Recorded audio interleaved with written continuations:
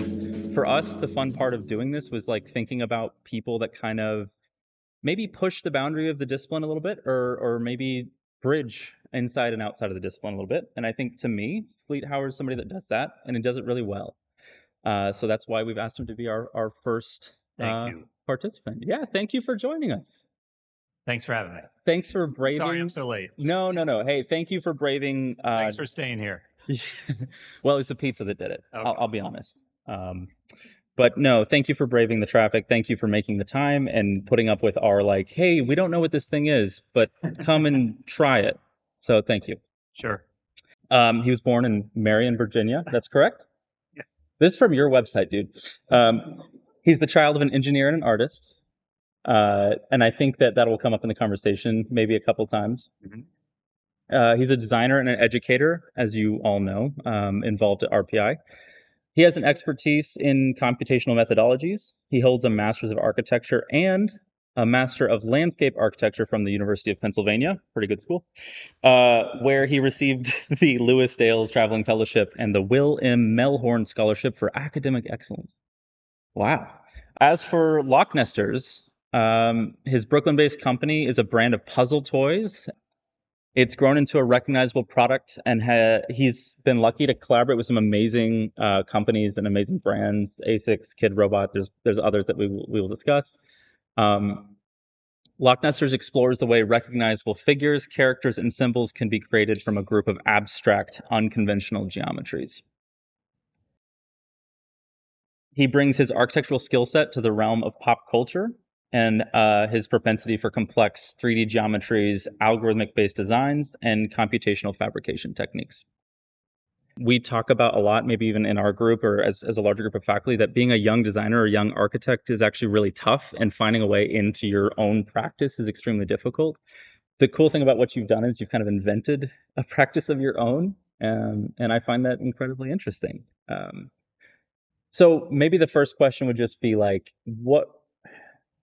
I mean, you don't have to do the whole story, but like, what made you think to take your skill set and look outside of architecture? Thanks, Caleb. Thanks for the introduction. Well, the pieces here are kind of the current iteration of a long evolution. When I was in grad school, so it was 2012, 2011, 2012, 3D printing, additive manufacturing was a big deal. And I was working with a professor, Jenny Sabin, who I think some here might have worked with. We were doing some early ceramic printing, and the idea was if you could print a brick, then you can print a facade in any form that you want. So kind of the initial work was thinking about being able to print bricks at a building scale, and my expertise is in computation. So I was looking at kind of if you take a form, imagine this is a building. How could you divide that form into a bunch of pieces that could be, interlock? And so I was, after I graduated, that was kind of a direction I was interested in. And on the computational end, developing algorithms that would like crawl along meshes and divide geometries up, but in a way that allowed them to interlock and connect. And that also intersected with kind of an interest in puzzles from childhood. And then the product thing was, I was doing some different consulting work, starting to teach a little, experimenting kind of at this scale. I made a rattle for a niece and a sphere, and then kind of, got some positive reaction on the product scale. But it was partly of necessity. It was like, something that I could do at the time, and kind of in a very rudimentary way, trade, sell, develop my ideas, and then it kind of grew into an actual business from there. Yeah. That's super interesting though, because I think like if this was a different era and there's a building boom happening or something, and you were able to have a commission, and maybe that trajectory would have been completely different. But in a way, you're saying like the scope of something on your table, something that you could just do in your apartment, it allowed you an access to a methodology, a technique, or a project. I think that's incredibly interesting. I did want to ask you in a sort of related way, like now that you've kind of you've created this brand, you've advanced it to a point where it's really a business. When you introduce yourself to people, or when people ask you about the product, or when you're at a trade show, how do you describe yourself? Do you describe yourself as an architect, an artist, designer? Depends on the trade show and I think what people are looking for. I go to a lot of art shows, art fairs, and typically describe myself as an artist or a designer. I guess designer typically, yeah. Um, but it kind of depends on the context. Hmm. When you're at a public fair or a show, I do a lot of kind of like you might call lowbrow art fairs or designer toy art Hmm. fairs. And everybody's an artist there. That's what they call each other. So it kind of depends on the Got it. context. Yeah. But you think of yourself still as an architect, I would imagine. Yeah, designer, yeah, not an artist. Yeah. I mean, because yeah, the way that these things are developed are very kind of process Mm. based, and I guess I feel like that has a strong connection to my education. Yeah. Yeah. On that note, I don't want to leave your education just yet. Um, you studied at a time when algorithmic design was really kind of at its peak. Yeah, maybe. Yeah. I think so, or Yeah. maybe it's like just past peak in a way. Yeah. But I'm showing, for those of you that can see the screen, I'm showing Cleet's thesis project, which as a student that followed you after a few years was like one that I looked at a lot. And was like, Oh, wow, like thanks. how did he do this? You know what I mean? And I think at the time, like especially if you're not familiar, algorithmic design seems like magic, right? Um, but I want you to talk through this a little bit, because I think there's like a residue of it in your work, even if the Uh-huh. aesthetic is not there. Like I mean, what does this make you think of? Yeah. You didn't know that he was going to show this. No, that's yeah. When I was in school, there was no grass. I guess I think a lot of people here are familiar with Grasshopper, parametric modeling tool. There was no Grasshopper then. It was if you wanted to do something procedural, you wrote it in code, and if you were using Rhino, you use VB script or Visual Basic. Mm. Um, and then there were all these other little programs that originated as 2D art programs. Processing is kind of the most popular one. Um, and they could be co-opted with certain libraries to work in 3 dimensions, and that's what this Mm. is. And the cathedral is based on the idea of the fractal, which is common in columns throughout cathedrals, fractal geometry, and kind of this idea that it typically fractal geometry breaks and multiplies when it reaches a certain threshold. And so this project is kind of a result of using a typical cathedral fractal in expanding it to 3 dimensions. And then so if you imagine like a four-leaf clover, right? And when that four-leaf clover, if it grows out of a single arc, when that arc reaches a certain curvature threshold, it basically multiplies. That's what's going on here, but kind of ad infinitum. Um, and as anyone that's used kind of a procedural model or a Grasshopper or whatnot, kind of being able to involve feedback or kind of iterate many times allows you to kind of engage ideas that you might not otherwise would have thought of without that software tool. And I think that's the real promise of computation. It's like you're conceptually entering a dialogue between you and the code that you're writing to produce things you otherwise wouldn't have conceived of. Mm. Um, so What was, if anything, was fundamentally different from how like our students are using computation to your experience? And was that Grasshopper or was that one of the other programs that you yeah, mentioned? so this is all written in a program called Processing, which some people might be aware of. It was came out of MIT, Oh, I and failed at processing did you? in all my classes. That was very like 2D little drawings.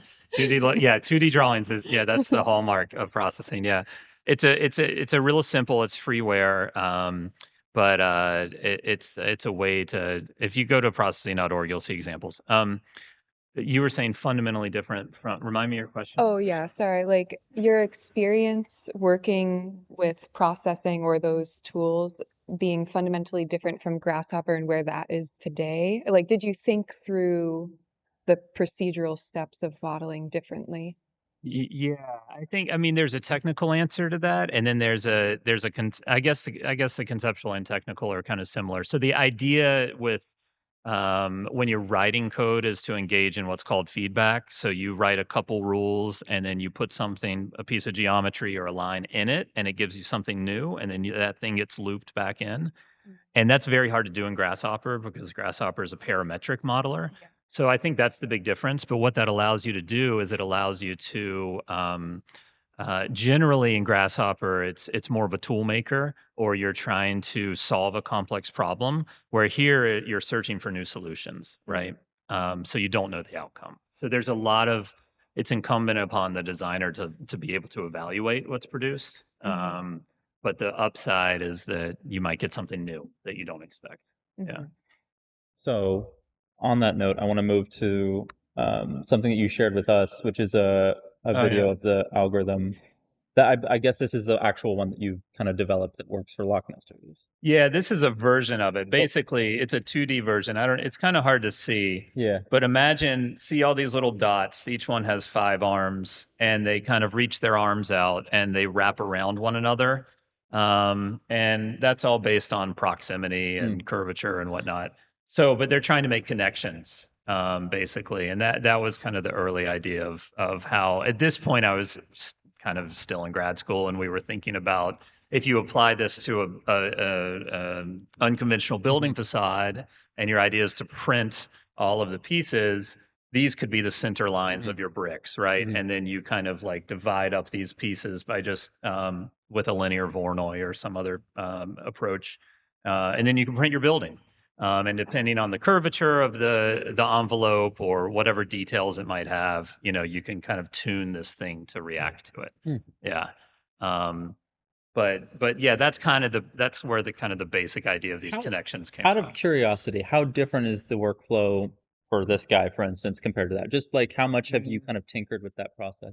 Well, these have much fewer pieces. Some of these, actually no, they all utilize an algorithm, not this exact one.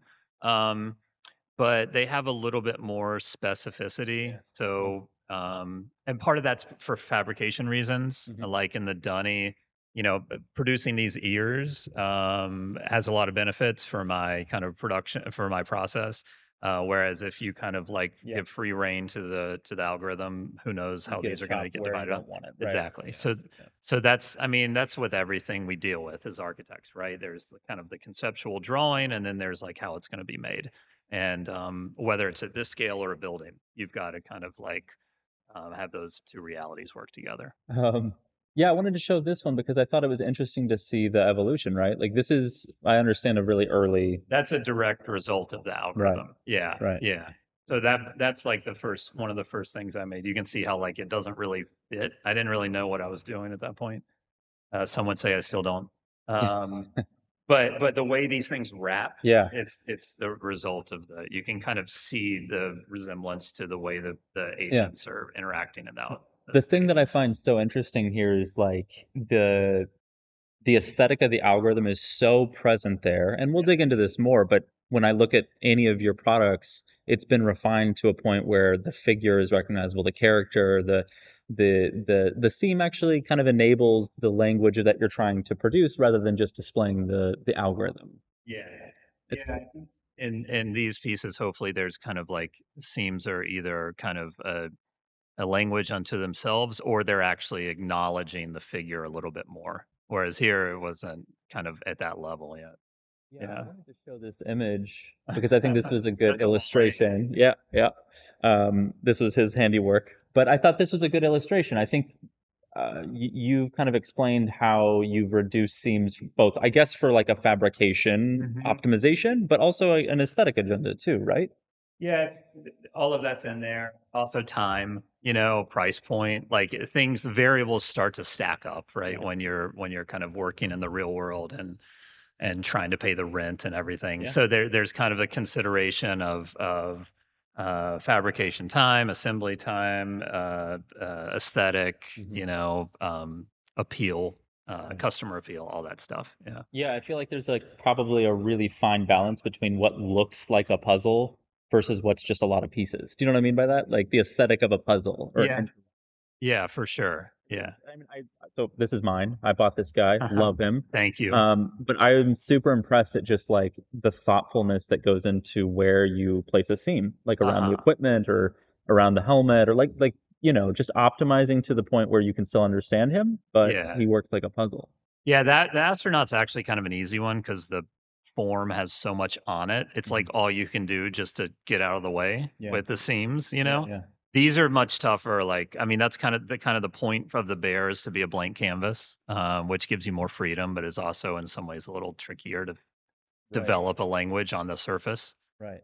So, but yeah, the astronaut, it's all about kind of working with those details.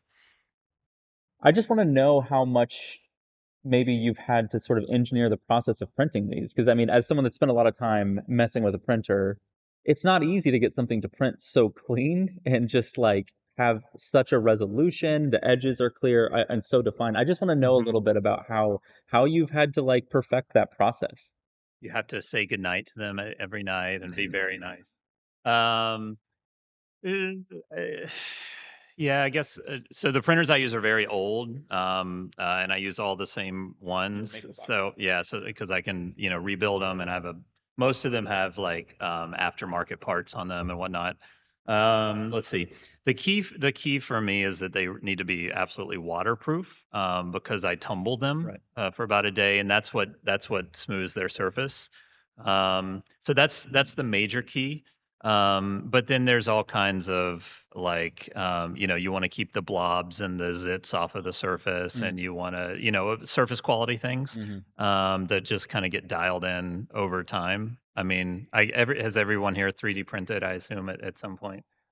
So you're always dealing like at this volume, like time is a huge factor, and also the cost of support material. So like those types of things are kind of boring and technical, but Mm. that's more of a software optimization thing. Hmm. Um, yeah, I don't know. I mean, regular maintenance, but it's not too tough because some imperfections get literally smoothed out Hmm. when the pieces get tumbled. Hmm. Yeah. Um, Yeah, let's talk about that for a second. The surface quality, if you guys haven't touched one of these, we have some pieces on the table out there, but the surface quality of these things is amazing. Like when I first opened it, that's the first thing I noticed was Oh like yeah. it's silky and it's like it has a density to it that most 3D prints kind of don't have. Uh-huh. I'm curious. I mean, you mentioned tumbling, but how did you figure out that process and like what was the like troubleshooting like to sort of develop that workflow? It took a couple years. It was basically like I don't know if you guys have ever tried to smooth the print. There are a couple ways you can do it with chemicals. ABS responds to acetone. PLA, I think, doesn't so much respond to acetone, but then there are other chemicals you can use, and I didn't want to do that, both because of the chemicals and but also because that approach kind of causes sometimes irregular like deformation in the pieces, and these seams need to be pretty tight so that they fit. So this was a more mechanical process. And I don't know, I probably grew out of conversations with my dad. So a lot of things, Right? and the engineer, a lot of things in your life are tumbled, especially high end like plastics and metals. Mm. Your glasses are probably tumbled, um, whether they're plastic or metal. And a lot of things like ball bearings and a lot of metal things are tumbled, like motor parts. If they're cut, they've got little burrs on them, they're called.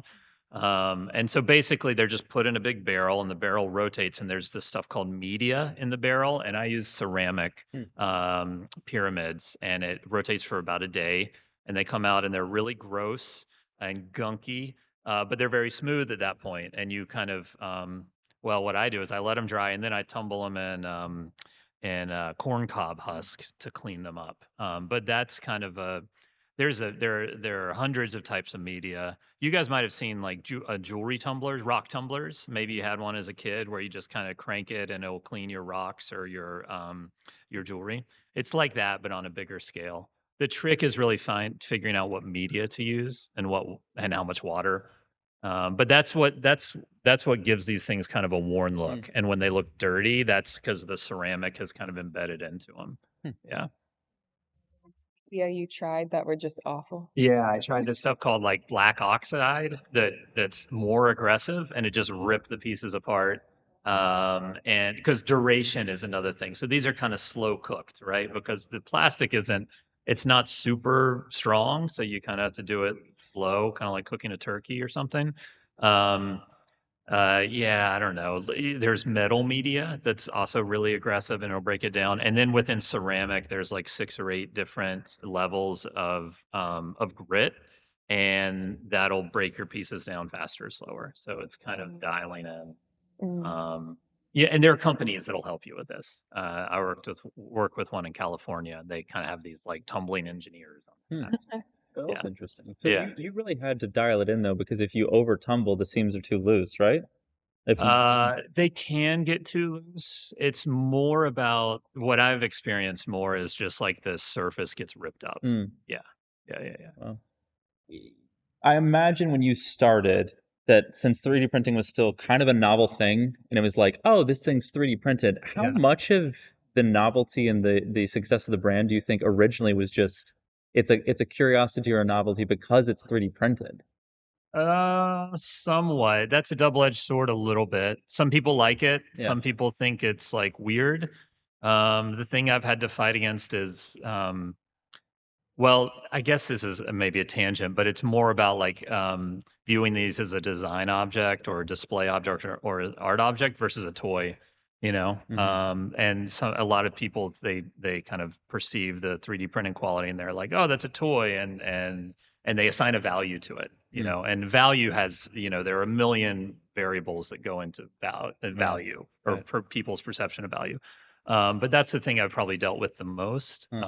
In the designer toy world, which you guys may be familiar with, you know, some people turn their nose up at 3D printing. Some people are like resin purists. You know, there's all these kind of different specs. Some people really like sofubi, which is a Japanese vinyl, which is very cool. But so some people have allegiances. But in the broader world, like the broader design world, it's really, I guess, it's interesting, but it's not the thing that gets people to, you know, purchase I or. mean, yeah, that is, it's like, but you've developed like such a streamlined, or I guess like thought through workflow that if you were to switch fabrication processes now, it wouldn't make much sense. But yeah, I wondered how much value it brings versus how much maybe it narrows down your ability to experiment with other materials. But Yeah, I mean, it does narrow it down. At this point, kind of there's the kind of finished look with the grain is kind of part of the brand. yeah, So, you know, there's that association now. yeah, So. totally. So I wanted to ask how do you go about thinking about new products? Because I imagine like you have some characters that are like super recognizable that have obviously like become part of your brand. But when you think about a new product, what goes through your mind? Or like how do you think about what Yeah. makes a good Locknester? At the beginning, I really didn't think about it. I just was kind of experimenting, and then for a while, so for a long time, this was the largest thing I made, and then there were kind of two sizes smaller, um, and that was okay. You know, I would had worked with a lot of cool places, a lot of museum stores, and like New York Times, and you know, a bunch of interesting people, and tried to produce like 2 new SKUs or products a year. And some of them have been cycled out. Um, Now um, I'm kind of interested in having a more kind of consistent and recognizable character, because for the wider public, that kind of icon is like what's interesting to a lot of people, a lot of collectors. And they think the seams are cool, but they're really into the character. So like this guy, and then there's a larger astronaut with a couple different animal heads. I'm kind of pursuing those more consistently, just to build kind of like build a little branding around that. Yeah. What is your dog? Yeah. One is my dog. Yes. So that's your dog. Not the one that's He's on the- all fours, but the one with just the he's head. someone. Yeah, that's my dog. Yeah. Yeah, I mean, like doing famous animals or something. Yes, As astronauts. I adopted a dog. Many students here have probably been subjected to me showing my dog off over WebEx. I'm obsessed with her, and she's so sweet, and she's one of the yeah. But what you're saying is really kind of compelling. You're almost saying like in order to build the business, you were being kind of pushed to put out new characters or new figures or find new characters. But now maybe you're at a moment where it's actually better to just focus on a recognizable brand that you can sort of, maybe he gets the dunks, or maybe he gets, the doctor's coat, or he Yeah. picks up other attributes, but we know the brand through the character. Yeah, it's kind of a different business model approach. So when you have like a larger number of SKUs, I was kind of just selling them indefinitely. Like, a design store, once they put in an order and I ship them to them, and that was cool. And I'm really trying to do larger pieces and fewer pieces. Um, and some of you guys here might be familiar with these different models, like those, like when you're doing fewer products, they really thrive on what's called limited releases. And this is big in like the sneaker world, or in the collectible world. If you guys are familiar with Bear Brick or like Cause figures, that kind of stuff. So most of those are limited releases, and part of their value is derived from scarcity. So if you release 100 units, or anywhere, yeah, I do things I like to do things anywhere from like 20 to 100 units.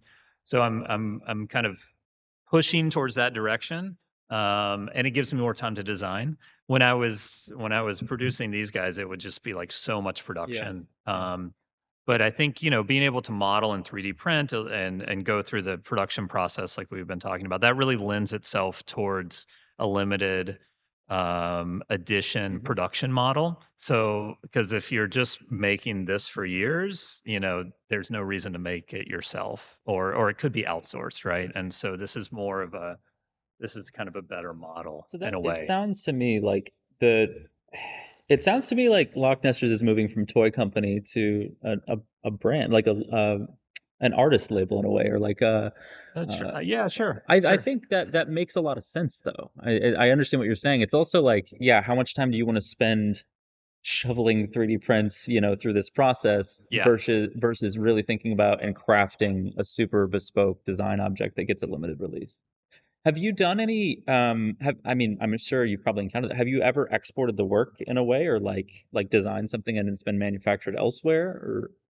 In small editions, yeah, but nothing. I haven't done it if in order to produce, 50,000 units or anything like that. Yeah, just more for like one-off pieces. Yeah. To me, though, I feel like that sort of being close to the fabrication, close to the design, following all the way through the process, like that's what makes me think of you as this bridge between our discipline and this other world. Like, I think you have your hands around the design. I think a lot of people Yeah. might be greedy and be like, no, I want 50,000 units made in, wherever, so I can make as much money as possible. But it seems like you're close to the design. You want to be close to the design and Yeah. and the manufacturing. I mean, I really like making them, it's fun to work with your hands. It's fun to like, literally put the pieces together. And I have help when I need it for production. But yeah, I'd also kind of rather do the limited scale. I think it's more interesting. And then, you do 100 of something, and then so like the bear is designed to be kind of a blank canvas, very simple form. So maybe he's got these kind of all the lines here are like closed curves, right? There's no like ending lines. So, but maybe next time it's all whatever. It's all 90-degree angles or something, So there's a run with that design, and then there's a run with another design, and maybe another set of colors and that kind of thing. So that's kind of what I'd rather be doing. To circle back to where we started here, but like that's a long way coming from the algorithm, and that's kind of incredible that like you really, I think you're on to something where it's about the aesthetic, it's about the brand, it's about the recognizable quality. And you just, I mean, that's kind of amazingly like just to see that arc, like from an algorithmic process to a true brand. Thanks. Yeah, it kind of goes in some ways. It's kind of like going back towards things that like mainstream things that people would want, and that you kind of know from the beginning and are resisting, and you're like, no, I just want to do it this way. But um, I think there's maybe a happy medium between like your prerogatives and what can like kind of find success as a product. Yeah. I mean, maybe just one other note on that is like that we're in this weird moment, like the post-digital, where I think seeing the process or the residue of a process is kind of taboo in a way.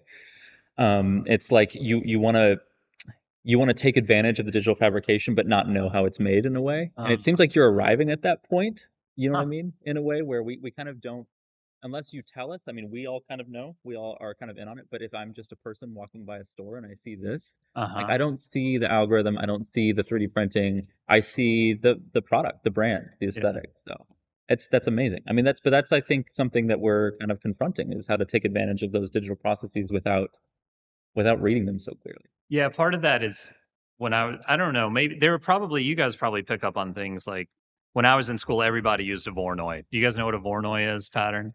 Like everybody. And it became, You've all done it. and kind of to Caleb's point, like you get to a point where you want to do, you might want to be working with tools, but you want to figure out your own language. And that means that, it doesn't have some kind of technical signature on it. Right. It kind of because it becomes a design language as opposed to a technical language. Yeah.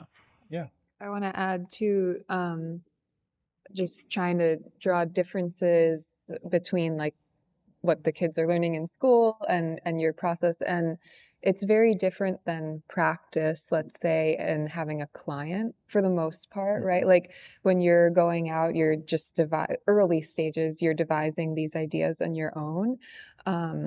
And so you were talking a little bit about how you don't know like which would get traction, right, in the show. So could you talk a little bit about that? And then some of your pieces are kind of client based. And so I'm kind of thinking about it too of like a student or anyone who would want to start their own practice when you don't have a client, like what do you do? Yeah, that's a great question. Yeah, I had a lot of misses, a lot of SKUs or products that like aren't around anymore. There was a duck up there at one point. Nobody liked the duck. Oh wait, Oh, that could be worth like I do have a duck. The owl? Oh, I owl love is the owl. beautiful. Nobody likes the owl. Yeah. I don't like that. Anyway, sell in very specific places like bookstores in Vermont. Sold a lot of owls. Like Yeah. I wanted It's kind of but yeah, it's a good question, Christian. It's kind of just like getting out there and seeing, and like when you work with a store, you kind of get that feedback from them. You can tell just by if they reorder what they're ordering. Or like when you But started, were yeah. you like, I'm just gonna test this thing out, see if it's cool, or were you like, I have a whole business plan, I know what I'm gonna do? When I started, I made the bear, a rudimentary version, and I walked around. This guy. Or the astronaut bear. Yeah, kind of. I don't know. It looks like that guy, kind of. And I walked around Manhattan and walked into stores and said, "Are you interested in selling this?" Oh, And I got like 3 or 4 that were eventually. And some people would be like, I would sell it if it looked like this or that. So I guess it's kind of very early data collection, feedback, right? yeah. So that was kind of the initial thing. But I mean, I guess I mean, even before that, you kind of like evaluate what you're doing and hopefully have a sense of kind of the context where it might be successful, right? So that's like the very first thing. And then you just have to start testing the water. Yeah. I think that's important for our students to hear though, is like, I mean, sometimes like you don't have like this is what I was getting at the beginning is it's not easy to just go and find design work. So in a way, like you found a way to empower yourself to design something. You went and found an audience for it and you pushed it until you found people that wanted to buy it. You had to be very vulnerable. Yeah. Because most people say no. Yeah. And like that's a hit to the ego, Yeah, absolutely. Yeah. And I don't like doing that, but you kind of have to. Yeah. Yeah, but that's such a different thing than what we often tell students about, like, well, you just need to go find the best job and hope that somebody hires you and lets you use your skills. Uh-huh. It's important to acknowledge, like, sometimes you have to make your job. And that's just kind of the reality of where the time we live in right now, Yeah. Yeah. unfortunately. Yeah. So let's transition a little bit. So you recently released this guy, Yeah. the 20th anniversary puzzle dunny, and this is Yeah. another collaboration with Kid Robot. Yeah, that's right. So when did you do the original, the smaller dunnies? 20. So each one was a separate release of 250 units, I think. I think the black one was first in 2019. And then we did the other two like every year or two, and then we did the Labbit, which is like a rabbit. Right. Yeah. So it's been a few years, but I've been wanting to do a bigger one. So Yeah. So how many of these guys exist in the world? right now two, Okay. but so they're kind of they're on sale now through Kid Robot's website, and then we'll start production in January. Wow. That's how they like to do their Yeah. limited releases. So how many they're all did- pre-sale. Okay. Yeah. So how many? So they're pre-sold. Yeah. So you're only going to make how many you sell? I think we're capping it at like 50. Okay. Wow. Yeah. And how much time does this guy take you to make? Well, I mean, that might be hard to answer, but yeah. I don't know. I mean, I could make one a day. wow. Yeah, but they're made all the processes Right. are different. Yeah, but if I was like I could make one a day, maybe more. But that's probably it. So let's. Should mask that in the audio so his What? so Kid Robot Yes, doesn't know for how leverage long. in your Oh. negotiation. He's gonna actually thank you, no promise. They don't. Oh yeah, that's true. Sometimes I'm late. So I have this little video that I stole from your Instagram. Oh yeah. I don't know how much you want to get into this, but I am curious about the process here because I think, we've talked about the evolution of the scene, Yeah. but then this whole like sort of greebling the surface with Yeah. the character, that's a new thing for you that I find super interesting. Yeah, I think I'm going to be doing more kind of texturing. I mean, the idea is kind of about, well, we were talking about kind of the seams on the astronaut, kind of, it's pretty straightforward where they go because they're just kind of working with the suit. This thing is pretty, it's like the dunny is very clean. It doesn't give you a lot of kind of design direction. It has a general curvature quality.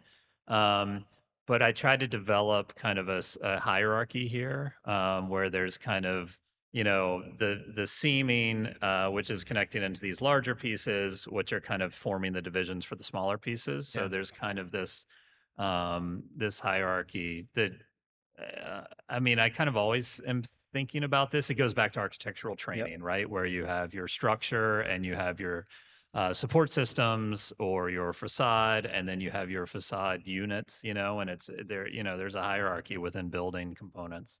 And it's a similar idea there. But the idea is that like the seam is acknowledging the details on the surface. Yeah. I can't tell you how much I love this thing. Like, Oh, it's thanks. super, super cool. I think seeing this sort of what I'm calling greebling, the encrusted dunny texture, it's hard not to think of something like this, right? Yeah. I don't know how much you were inspired by that, but I feel like Definitely looking at like these luxury brand iconography. I can't draw or paint, but what I can do is kind of Yeah. manipulate geometry. So um, that's how that came about. A kind of and also with color, we were looking at kind of different color schemes that are also kind of picked up on with luxury brands with like 2 and 3 colors, which might be a future release. We'll see. Yeah, there's something a bit fractal, like back to, talking about the fractal geometry, about the thinking here, about the figure, the sort of medium figure, that hierarchy that you're producing in Yeah. this field of dunnies. I think it's super cool. Yeah. Yeah, I would love to see like how that evolves as you start moving into other projects, because it seems like you've opened a door now. It's like, Yeah, it'll probably show up on him pretty yeah, soon. yeah. Yeah. And I wonder what other ways that you can bring about that idea. But I'm interested to see what the sort of like next evolution of that project is. Uh-huh. Um, so maybe it's like a turning point. like this to me, this seems like a big step, a big evolution in just the aesthetic of how you're thinking about it. And Yeah. then that paired with the business side that we've kind of talked about trying to think more about limited editions, collection, or like a collection series or a collector series. What do you think? I mean, just like projecting a little bit, like what do you think is next? Or like what is something that you is just like in the back of your head, like, man, I would really love to just to go in this direction or something you'd like to develop? I mean, I'd like to have the office sustain itself by doing work that I'm kind of most interested in. I mean, this is the dream for Yeah. everybody, right? I've spent a lot of years like churning these guys out, and that's been helpful in developing kind of your process and whatnot. But I'd like to develop kind of one of the reasons I'm kind of using these figures is because they're completely my IP. Even the astronaut is not, there are a lot of designers and whatnot. The astronaut is everywhere in popular society, right? Popular culture. Um, so yeah, I'd like to have something that's my IP that I can do Yeah. 4 or 5 releases a year and kind of then collaborations and just then and build a brand that way. And I think there is potential value in kind of that's a way for the brand to build itself when it has kind of its own IP as opposed to kind of like reproducing these kind of Yeah. known figures. So, but that would be the Hmm. dream, right? Yeah, it seems like this is kind of the collaborations are a way for you to get your brand out there, but Yeah, then your own IP, when that can take off at a level where you don't necessarily rely on those, but you have such a yeah, recognizable brand. Yeah, no, that yeah. makes a lot of sense. I mean, we were saying before, I'm super excited to see what Locknesters is in 10 or 20 years because I think it's gonna Thanks. be you're gonna be Me doing all too. kinds of stuff. I mean, I Hopefully. don't think it just Well, stops at that, that idea. yeah, yeah. Um, so our colleague to my left here went to your office, took some photos, took some videos. Censored, Um, yeah. yeah, Oh, what was that? nothing explicit is happening there. It's just some secretive product we're not allowed to show. Yeah, this was before a big shipment. That's on the way. It's in most of that's in a box at this point. Maybe this is embarrassing for you. It feels like we're showing your like closet or Yeah, a something. little embarrassing. Yeah. But I have to say, when I saw these images, I was blown away. I was like, this place looks awesome. So Uh, I wanted to share don't this. show my wife. Yeah. Don't. I wanted to share this with the group though, because I thought that they might find it soothing. Yeah, that's right. Yeah, a On lot our of people. long WebEx I've call. seen that. I've seen that room. Yeah, I in know. WebEx calls. I know. There's a couple of Yeah. videos. This is Um, another room. so when I saw this video, the Uh, first thing I thought, as somebody that struggles to keep my 3D printers running, uh-huh. was like, dude, how much maintenance are you doing on these things? Is it just a That one needs constant? some. How much it, I should be doing it more consistently. I have about 40 You have 40 and printers. yeah, if I like when I was cranking these out, Yeah, I was doing much more maintenance yeah, because I needed 25 going all yeah. the time. Now I need some fewer. Hmm. So it's not. There are a lot of great aftermarket parts that really extend the life of these Well, machines. the Um, other problem there is like you have to go and load the file, print, and then yeah, like go collect it when it's done. I mean, keep an eye on it. Like, how much time does this consume for you? not that much. Really? I usually run prints that are like 22 hours, Okay. and like if somebody orders 50 astronauts, you put the gray on a file and you hit play every day. You know what I mean? Okay. So the finishing takes much more time. Yeah, yeah, Oh, I yeah. see. Because they get sanded and then they're tumbled and Got then it. they need to be cleaned up and that takes a lot more time. Yeah. And Yeah, yeah, you yeah. said I mean I think you kind of already answered this question. I was going to ask you if you were a one-man show, but you do sometimes bring in some help Yeah. because I imagine that Yeah. processing is just like you're also teaching. Like, how do you find time to do both? It blows my mind. Robot labor and a dog. I do have a dog. Yeah, a Well, dog, I've seen your and Instagram post, so your some dog doesn't help out. sometimes I'm slow to respond to my students, as some here will attest. Oh, Well, I'm slow too, and I I don't even have an apologize. excuse. I apologize. Uh, These are just some other shots around the studio. But it seems to me like a fun place to work. Like it must yeah. be. I mean, I'm sure for you, you open the door and you're like, oh, but I mean, it's pretty amazing. Pretty cool. Yeah, it's fun. Wow, it's a mess. It's a little cleaner now. Yeah, the holiday season is Pretty crazy. pretty crazy. It'll calm down. Yeah, I've been in that building. I used to have a couple roommates, also fellow teachers Yeah. mostly, and then for about the last 4.5 years, I've been in this place by Wow. myself. Yeah. So the last segment of the interview, we pulled some interesting images just from their visit that I want to just ask you about. Yeah. I think I know some of this, but this packaging is super interesting to me. Oh, thanks. Yeah, so was this was for the first Dunny The release? first three, I think we did them for all three of the smaller So releases. what is yeah. this vinyl or what's the material here? It's just plastic? It's polystyrene. Polystyrene. Yeah. You guys, do we have a vacuum former? I think so. At school? Yeah. Have you guys used the vacuum former? Oh, okay. See what we vacuum form. This is vacuum formed packaging. Yeah, you stamp it first, and you kind of figure out where the stamp will come down. You know what I mean? And then it was cool. It was a lot of work to make that packaging. Yeah. So, Wow. but we did it for those first three. The one nice thing about making these larger pieces is that people don't expect packaging because you can be like, well, it's an art piece, and like, so I need to ship it, I need to crate it or whatever. Right. Because packaging can really consume your life. Yeah. Designing it or just like depending on where it's produced, and the lead times and all that stuff, packaging can really, Yeah, this guy's pretty nice. yeah. I love your drawings. Oh, I thanks. think they're super cool for the Yeah, they all those have the puzzles have an assembly drawing, but yeah, it's just one more thing to keep up with too when you have like packaging that's custom to each project. So. Well, there's something kind of beautifully conceptual about the 2D image that you stamped onto the flat sheet that's then like 2.5D relief vacuum formed around the 3D object that you 3D printed. It's kind of beautiful. I love thanks. Yeah, they're cool. They took a lot of work, but they're pretty. Yeah, they turned out well. People like to display them beside their figures. Absolutely, I would. What do I have to do to get one of these? You can take that to a gold plater, and they'll plate it. That's real gold. Yeah, that was kind of one company I was working with was interested in doing kind of like a higher end Christmas gift, and so this was one option we were looking at. Yeah, and gold plating is really, or any metal. I don't know if anybody here is familiar with the plating process, but you can plate basically anything. You like dip it in the hydro something, and then like whatever you dip in there, the metal flakes will adhere. So like they had like a gold plated piece of pizza in their office, and like anything they had all kinds of stuff, but that was the most insane. Is it inside and out? Like, if I take it, it's inside and out. Super cool. Spring when we see gold-plated models. Yeah. Just saying, I'll be very excited. Take note, guys. If you guys want to go play a model, I can put you in touch with these guys do the Oscars. They're very good. Oh, really? Yeah. That's one nice thing about being in New York. They're people. I'm sure there are platers up here though.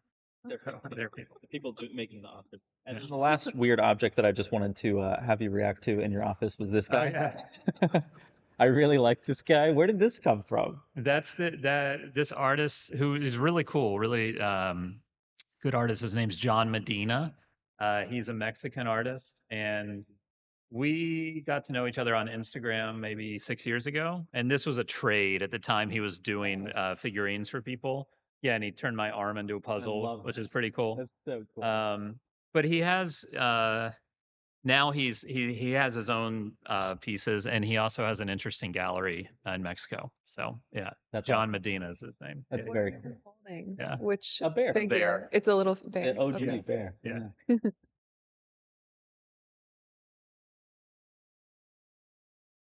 We've arrived at the end of the interview portion. Now we're going to ask you to be a bit of a critic. I want you to react to some images we're going to show you. Okay. The first series is related to your work. The second series is unrelated to your work. But the first series, we have a crack team. A crack team. At MXD Signals, we have a crack team of URPs. They're sitting over there. And raise your hand for just a second and say hi. Where's Bill? So these guys have been awesome. We owe a lot of this event to them. And is Kelvin a URP? No, he's not with them. Oh, okay. No, he helps zero. Zong? No. He No. helped Oh. 0. It's just those 3. Oh, just those 3. Okay. But they did something for you that I think you should thank them for. They've done some research on possible new products. Oh, okay. So first up, we have Pikachu. Uh-huh. And we just want to know what you think of these. Would these make good Locknesters? Is this an existing Pikachu or like a mid-journey Pikachu? This is, you can tell probably from the We mess tumble up dry. that this is- Tumble dried it out of PLA. And We prototyped it for It you. does That's have right. that look. Yeah. You think Pikachu makes a good Locknester? It's It's not your IP. a little bit to IP based. If they were like, let's collaborate, then Okay. definitely. Yeah. I think it would be interesting to kind of look at kind of which seams are actual seams and which seams are deboss and emboss, and you know, doing something where you kind of use a different insert for the cheeks and the eyes could be cool. That's pretty cool. Yeah. Yeah. I think this one is better. Evil Oh yeah. Pikachu. Oh yeah. Look at those seams. Yeah, isn't those that are great? nice. Yeah. so many fingers. That's great. Yeah, his fingers That's a journey. But no, I think this one's my favorite. This is the one I would order. Yeah, this one's nice. But look how it got the texture even of the print, and now it's like smooth and stuff. It's pretty good. The eyes are a little creepy. Eyes are but that's okay. They're perfect. Yeah, my pieces His eyes. my pieces aren't very aggressive, but Right. a lot of times, you know, especially in the kind of sneaker culture world, people like more aggressive pieces. That's and true. We That's didn't something I really- need to get them the guts to do. We didn't really I tend talk about to that. do cuter things. Yeah, your stuff is very friendly, Yeah. right? Like the astronaut seems harmless. The bear's nice. He's just like kind of hanging out. Contemplative. Yeah. maybe. Yeah.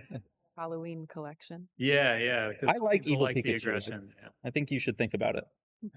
Yeah, you just got the IP rights. How about SpongeBob? I love the SpongeBob.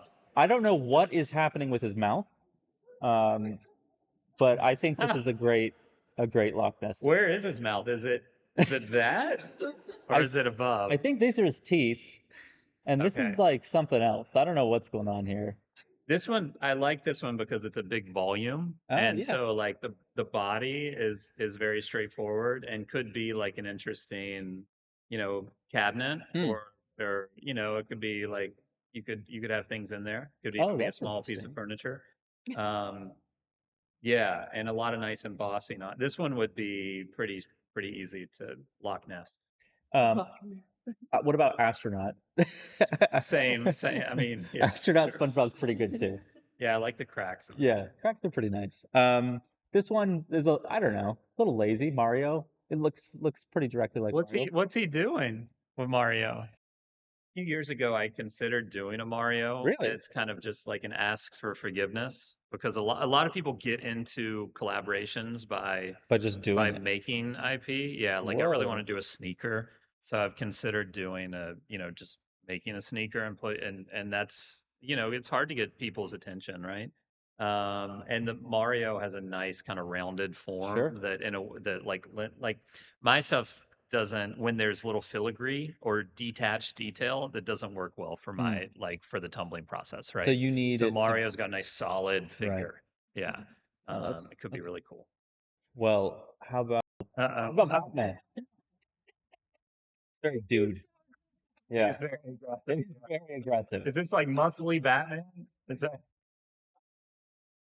Yeah, I think this one's a little too much, but I do like astronaut Batman.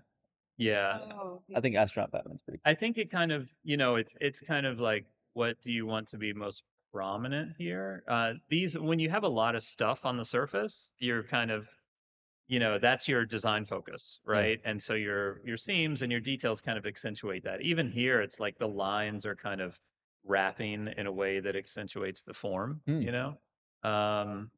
So if you want those geometric details to be the focus, that's the way to go. If you want to really kind of explore the way you break this thing up and the seaming has a language of its own, maybe it's a simpler form.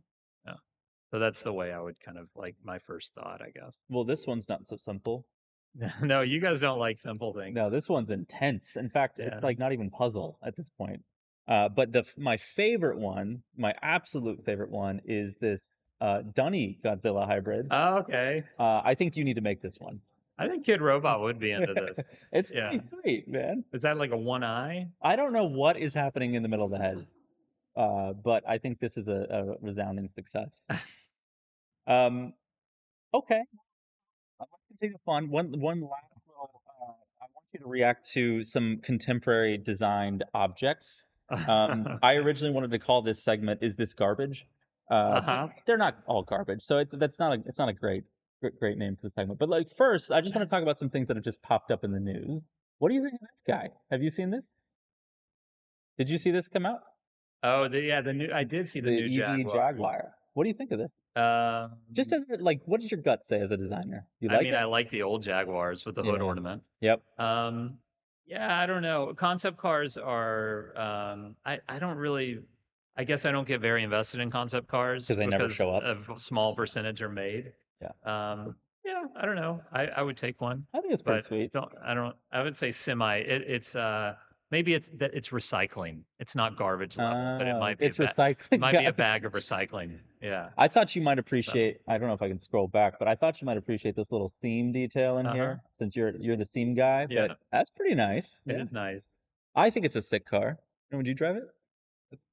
You're a TT guy. This is a vegan friendly. I don't approve. Vegan friendly. Fuck this car. I think it's pretty sweet. But okay, so let's do another long one. hood. How about the Tesla robot? I'm not into the fascination of like making anthropomorphizing robots, because I don't really. I think I don't know. I'm not a robot expert. I think obviously they're anthropomorphized to make people not afraid of them. But maybe the focus should be on functionality a little bit more. Yeah. Claire, Riley, up, down. Really? I agree. I'm with you on that. I thought this was funny though. I think everyone thought this was funny. Have you seen this meme? No. So Alex Proyas, the creator of iRobot, claims that Elon Musk ripped off his robot design from iRobot, and that's hilarious. the like van thing and the cybercab. Yeah. So anyway, Well, imitation is the greatest form of flattery. Well, I mean, I guess he's actually making them. So, but this is the funnier version of the robot that I wanted to show you. Watching him walk down hills is kind of hilarious. Oh. So to your point about anthropomorphizing or performance, I think maybe they're kind of doing both, but yeah, maybe more performance. Maybe one of the robot, but that just can't stand right. that falls over. What about, let's do one more. What about the proliferation of these contraptions that you strap to your face and make you forget that you're in the real world? I think so far they're kind of garbage, Mhm. right? Didn't I'm with you. The Apple product is not. Does anyone have one of these? Of course you have one. Of course you have one. What do you think, Riley? Do you use it on a regular basis? Use it for specific tasks or whatnot? No software. Yeah, like fantastic hardware. Yeah, that's kind of what I heard about the Vision Pro, right? Like apparently you have to type by kind of like their rudimentary ways to do things. So I think maybe it'll eventually go into the compost pile, but right now it's not there yet. What about strapping a battery pack to your back so that you can have the thing? It doesn't have a little battery pack thing? Like, come on. I mean, Apple used to be the elegant, all-in-one. I don't know, man. I think it's a little garbage. But yeah, that about does it. We wanted to get your reactions on those things and just see what you thought. Thank you. Well, I do want to say again, thank you for coming. Thank you for making the trip. Thanks for agreeing to do this and collaborate with us. I think this is really cool. Thanks for coming, everybody. This is a great turnout. Yeah, thanks for braving the rain. Yeah. Again, I want to say thank you, and MXD Signal 01 is a wrap. Okay.